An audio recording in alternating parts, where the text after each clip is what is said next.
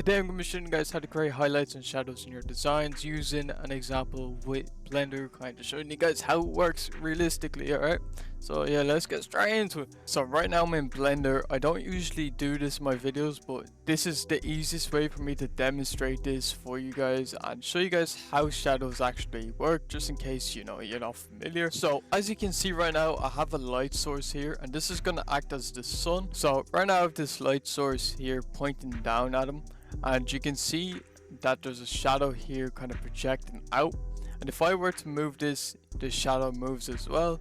So that's kind of just to demonstrate how shadows work. The most simplest way to understand how a shadow works for dummies, if you have no idea, is basically wherever the sun is pointing, that is the direction the shadow is going to go. So you can see right here it is going diagonally left, and right here it is going diagonally left, except it's mirrored. Okay, alright, so as you can see, I'm in Photoshop right now, and I'm going to be working with this image to kind of demonstrate the whole shadow idea I was showing you guys before, and kind of just implementing that into Blender. So I'm going to use these examples of Tana. Actually, I think these are both really good examples right here.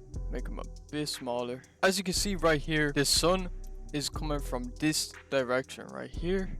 So the sun is coming from over here, and it's going to be hitting his side like this, and then the rest of it, the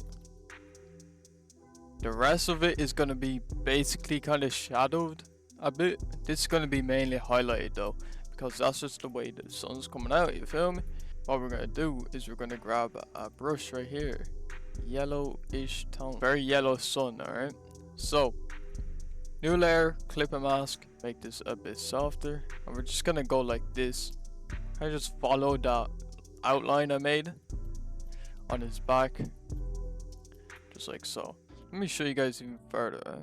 So the sun will be shining right there, okay? And it's also going to be shining all the way over here. Well, that's a bit crooked, but you get my point. It'll be shining mostly right here and mostly right there, and obviously straight. Those are going to be the most prominent points. So obviously you're going to want to do that here, and under this I'm actually going to create kind of more of a shadowed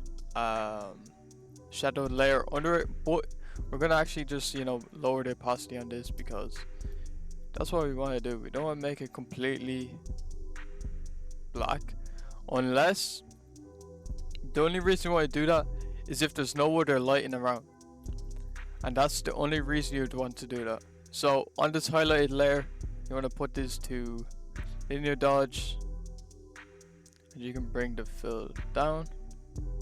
Now you can change the color too, like you can add like tones of orange in there, like this.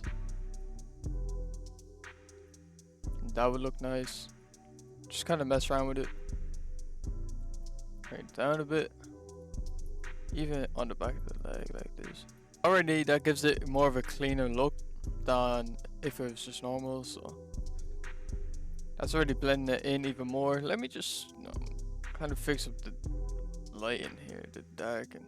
So moving on to the shadow work, you want to control J this, and you want to control T. So if the sun is hitting this way, that means we're gonna have to distort this way. Then you just want to make it completely black. I'm going to use hue and saturation, control U to make it black, and then you can go ahead and grab a blur, Gaussian blur, bring this up maybe at 18, have it over the grass like that, and that creates a really nice look. Even put soft light, kind of makes it even more better. Now once you have your shadow done and you want to do a reflection, you want to go for the 3-piece. Alright, so we're back in the fucking heist lab, and we're about to cook up some mud reflections. Alright, so I'm gonna make a follow-up video to this, and it's gonna be like a knife reflection type of effect.